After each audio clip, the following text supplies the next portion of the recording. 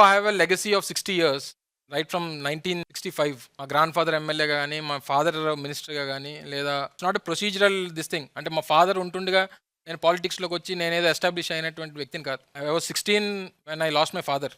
So అప్పటి నుంచి మళ్ళీ నేను ఈ స్టేజ్కి రావడానికి నేను పడాల్సిన కష్టం నేను పడ్డా. Any profession, to any individual, to any youth, hard work is the only aspect where you can reach your goals. Hard work, dedication లేకుండా ఏది సాధించలేవు. ఒకవేళ నేను హార్డ్ వర్క్ చేస్తున్నాను అయినా నేను సాధించలేకపోతున్నాను, యూ హ్యావ్ టు వెయిట్ అంతే. టు మై అండర్స్టాండింగ్ పాలిటిక్స్లోకి వచ్చేటువంటి ప్రతి ఒక్కరూ ఏదో ఆశించి రావద్దు.